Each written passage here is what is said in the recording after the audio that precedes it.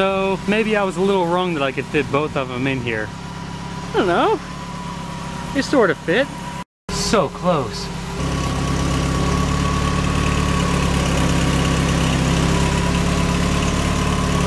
Nice exhaust. Hey everyone, this is my Miata Kart. We're gonna go over it a little bit more in depth, but I need to get it out of here and I need to shuffle some cars around first before I can show it to you.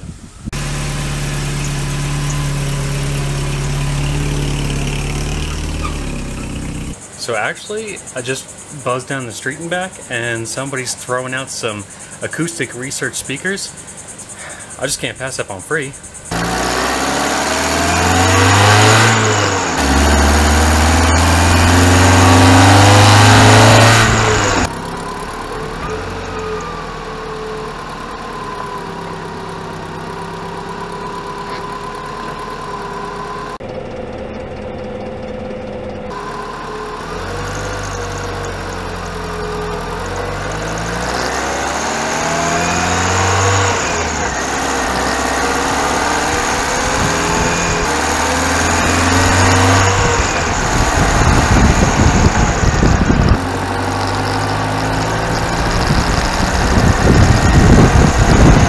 Let me just get these speakers unloaded and then we can start to go over everything.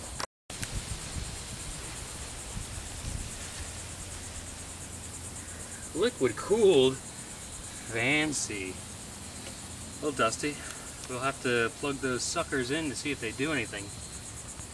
They don't look too great though. This knob goes to 11. Okay, so we're all done unloading those. Yeah, we'll definitely have to try plugging them in later. I'll of course let you guys know.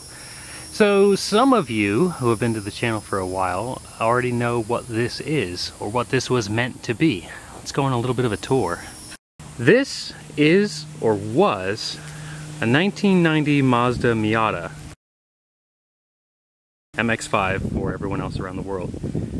And over the last couple months, its fate was kind of unknown.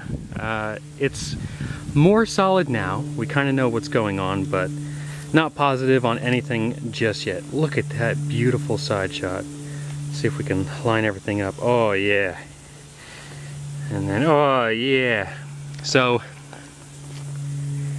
Leon and I bought this thing as kind of a joke. Let's see. Let me try and remember everything that happened back then. There's like a breather you're cutting through or something. Oh man, why didn't you tell me?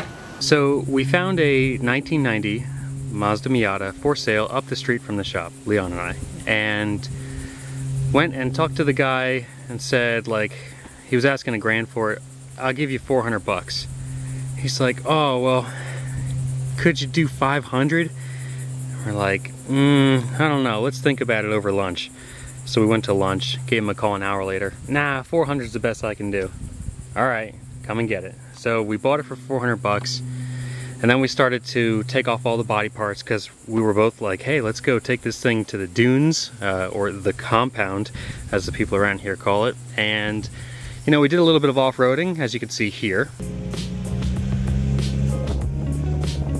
The perfect off-road vehicle was a Mazda Miata. And then Leon basically wanted to keep taking it further and further. But potentially destroying it in the process. So to prevent that from happening, because I'd already fallen in love with it, I decided to buy him out of it. So I paid the additional 200 bucks and then went about selling off as much as I could body-wise. So ended up selling about $300 of parts off of it. A lot of it was just thrown out, plastic bits that you don't need, but things like the top, you know, that was valued at 100 bucks, and some people wanted parts of the doors and fenders and the hood and things like that. So basically had about $100 into it, and then decided, you know what? Ever since moving to Florida, I always wanted a sand rail. Why not have a front engine rear wheel drive sand rail? There's nothing saying I can't, other than, you know, hot liquids and gases exploding out of here and blowing into my face. Other than that, there's no reason you shouldn't have a front engine rear wheel drive sand rail. So I thought, what's the responsible thing to do?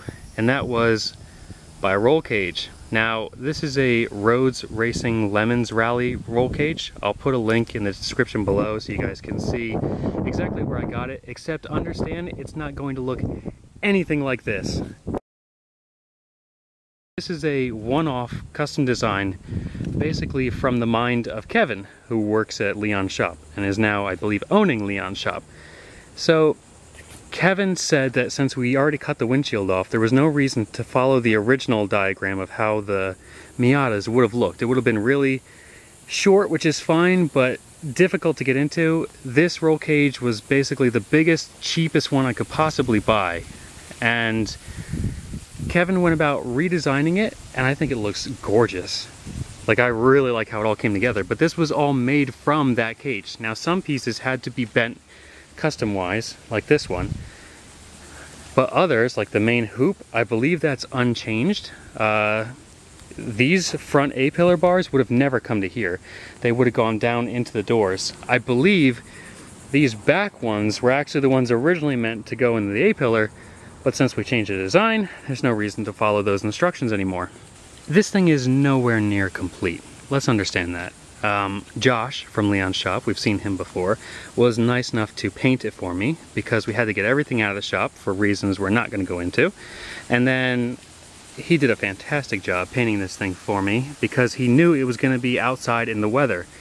Now, yes, it sits in my screened-in porch area back there, but it's not really weatherproof. So primered it for me so that we can paint it whatever we need. I'm still kind of undecided on the paint. I mean, white would look great. A green body with a yellow frame would look great too. An orange frame with a black body would look pretty cool. I'm not really sure. Maybe you guys can come up with something in the comments below of what you think you would paint it. It can all be one color. It could be multiple colors. I don't really care. There's been some debate going on whether I wanted this thing to be like very bright and eye-catching so that people don't kill me on the road, or if I want it really subtle. This car isn't for everyone else. I honestly don't have it to get looks. I have it because this is the most outrageous thing you can drive in Florida and still be street legal. Is this one currently? No, but it's going to be. The title is actually in my name. I have an extra license plate to go on it, but we need to have legal lights, legal tail lights, some sort of windscreen, and I need to get my seatbelts back in there. This deadly front bar there's got to be something happening with that. One, not just because it's ugly, but I really don't want to be, and I don't want anyone to be impaled on these things.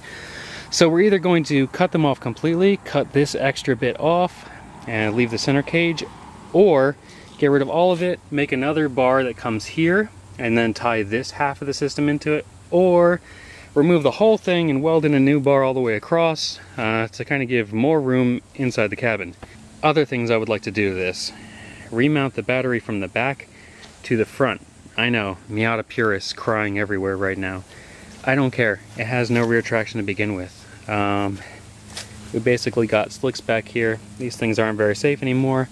I'd really like to move the fronts to the back just to get a little bit more traction. That'll take a few seconds. I need to clean up all the rest of the wiring. Not everything here is important, but some of it still is. My tachometer is no longer working, so I need to figure out why it was working a little while ago. What else? There's a whole bunch of AC equipment that I've already unplugged. And here's the funny part, this thing actually had working AC when we bought it, which is like, you need that in Florida, but not if you don't have a roof or a car. So the AC lines go up to the condenser and the evaporator canister, or whatever you call it.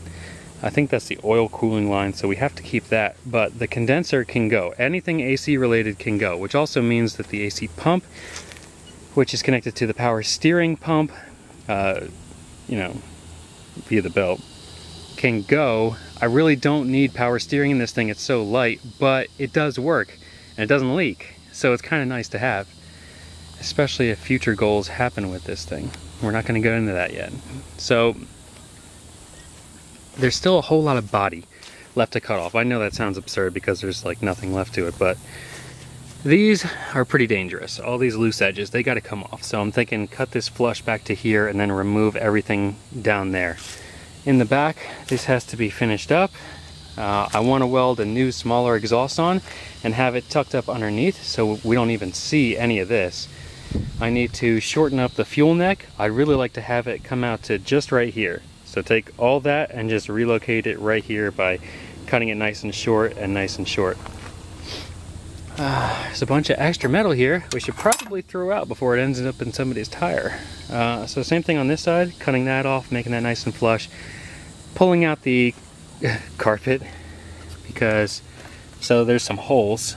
That's the earth underneath of that. So we need to do a patch panel right there. I also need to weld in the seat completely. Not weld it in place, but weld another nut plate underneath of that so I can bolt the seat back down fully. I also screwed up the rails so it's not sitting as far back as it could. Like the passenger seat is correct, it's just not all the way back. What else? This thing is just like a toy. That's all it's ever going to be forever from now on. It's been so heavily modified, there's no way to go back. But for $100, couldn't you consider doing the exact same thing? I did. That's how we ended up here. I love the rim combination and the tire combination. This does have the original suspension, and let's see, how many miles are on this thing? 208,000 miles. So it's very well worn, but since there's no body weight on top of it anymore, it acts pretty good. But I want to order a set of coilovers for it and basically slam it as low as I possibly can. Because, let's see, for ground clearance,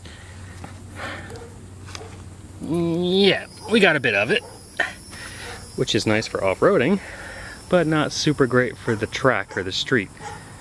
There's my neighbor's dog. It's blind, so it just likes to tell other people that it's a dog.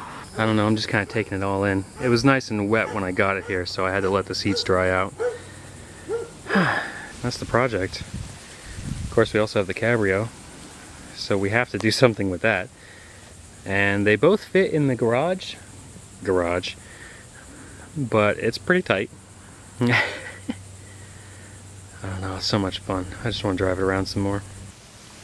Something that does suck, other than this wind, is the fact that it's like 94 degrees here right now, and just being outside makes me sweat. We're gonna have to find some better way to deal with this heat. Also, I think I need to put some tubs over the rear wheels. When that tire is slinging forward and it's molten hot, it's not very comfortable to get hit by. And surprisingly, the cage isn't terrible to get into. Also, we need some seatbelts. I'm not sure if we're going to do anything else on this episode. This was just kind of like a main overview, but I hope you've enjoyed it, and I hope you look forward to other episodes of it. If you want to see more of this thing, smash the like, subscribe button to prove that you guys want to see stuff happen with this. Otherwise, you know, we'll just kind of end up working on it at our own pace. But if you guys are super interested, we'll put most of our time and energy into this thing.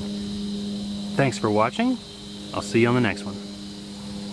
See, we're already making progress. I already removed everything else that was involved in the AC system. See you on the next one.